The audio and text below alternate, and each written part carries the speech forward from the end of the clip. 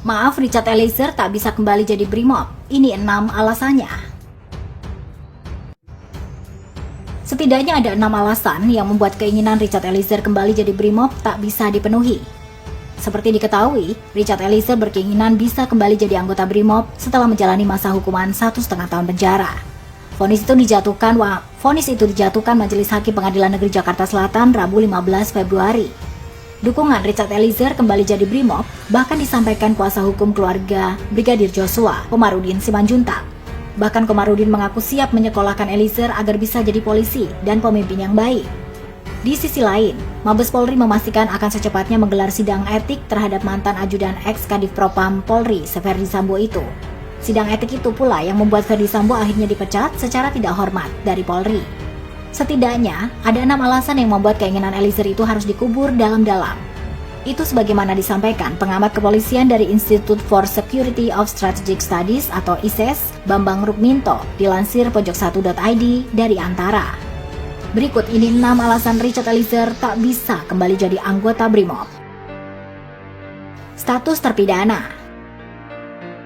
Bambang menyatakan anggota Polri yang telah divonis pidana sekaligus menutup kemungkinan kembali jadi anggota Polri.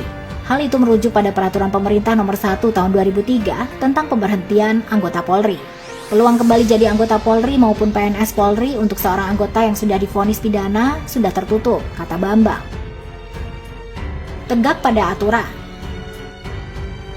Diakui Bambang, penembakan Brigadir Joshua yang dilakukan Eliezer adalah perintah dari atasannya kala itu, yakni Verdi Sambo. Akan tetapi, anggota Polri wajib meletakkan kepatuhan pada aturan yang berlaku, bukan pada perintah atasan.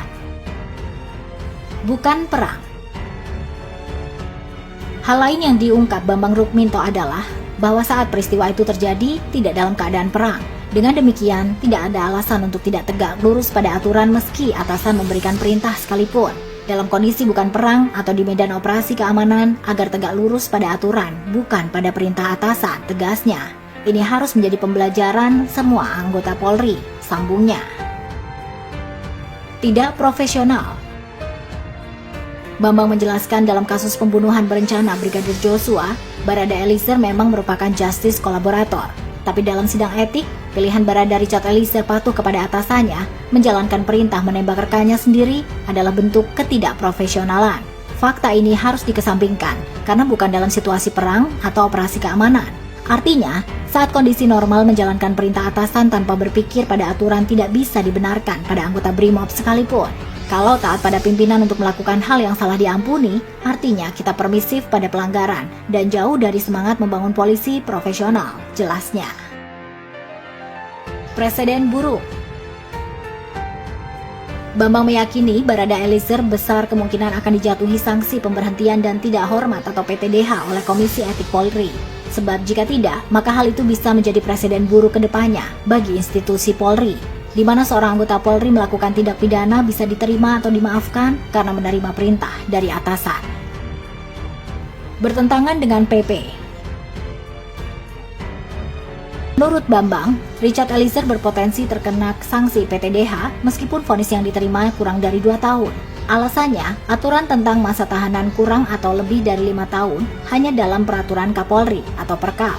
Sementara dalam tata perundangan, peraturan pemerintah lebih tinggi dari Perkap. Kalau Perkap bertentangan dengan PP, otomatis pasal dalam Perkap itu gugur dengan sendirinya, terang Bambang Rukminto. Itulah informasi 6 alasan yang membuat keinginan Richard Eliezer kembali jadi anggota Brimob tertutup.